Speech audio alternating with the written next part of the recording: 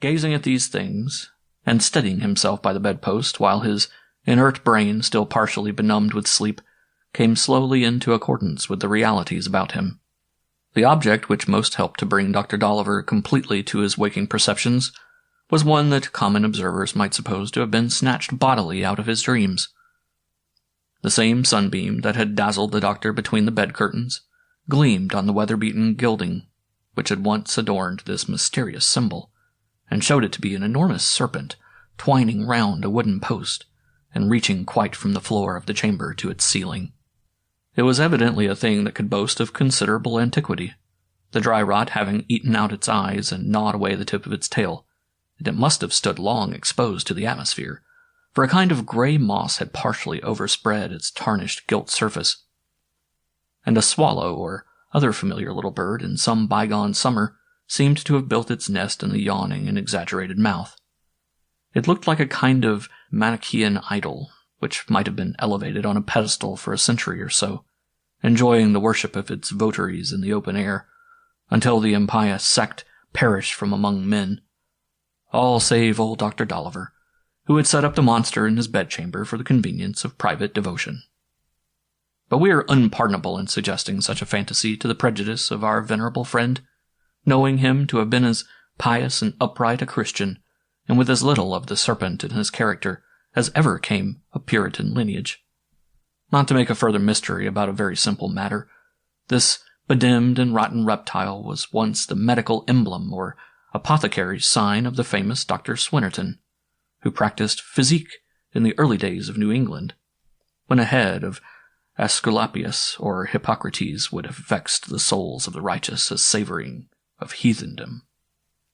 The ancient dispenser of drugs had therefore set up an image of the brazen serpent, and followed his business for many years with great credit under the scriptural device, and Dr. Dolliver, being the apprentice, pupil, and humble friend of the learned Swinnerton's old age, had inherited the symbolic snake and much other valuable property by his bequest.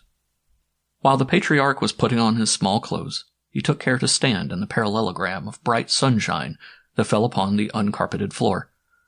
The summer warmth was very genial to his system, and yet made him shiver. His wintry veins rejoiced at it, though the reviving blood tingled through them with a half-painful, of only half-pleasurable titillation. For the first few moments after creeping out of bed, he kept his back to the sunny window, and seemed mysteriously shy of glancing thitherward. But as the June fervor pervaded him more and more thoroughly, he turned bravely about and looked forth at a burial ground on the corner of which he dwelt. There lay many an old acquaintance, who had gone to sleep with the flavor of Dr. Dolliver's tinctures and powders upon his tongue. It was the patient's final bitter taste of this world, and perhaps doomed to be a recollected nauseousness in the next.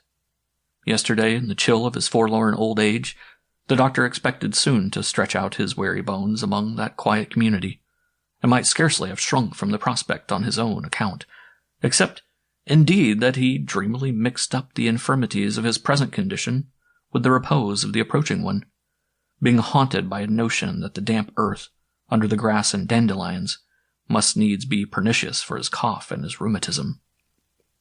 But this morning the cheerful sunbeams, or the mere taste of his grandson's cordial that he had taken at bedtime, or the fitful vigor that often sports irreverently with aged people, had caused an unfrozen drop of youthfulness somewhere within him to expand. "Hem, quoth the doctor, hoping with one effort to clear his throat of the dregs of a 10 years' cough. "Matters are not so far gone with me as I thought. I have known mightily sensible men, when only a little age-stricken or otherwise out of sorts, to die of mere faint-heartedness, a great deal sooner than they need." He shook his silvery head at his own image in the looking-glass, as if to impress the apothegm on that shadowy representative of himself, and for his part he determined to pluck up a spirit and live as long as he possibly could, if it were only for the sake of little Pansy, who stood as close to one extremity of human life as her great-grandfather to the other. This child of 3 years old occupied all the unfossilized portion of good Dr. Dolliver's heart. Every other interest that he formerly had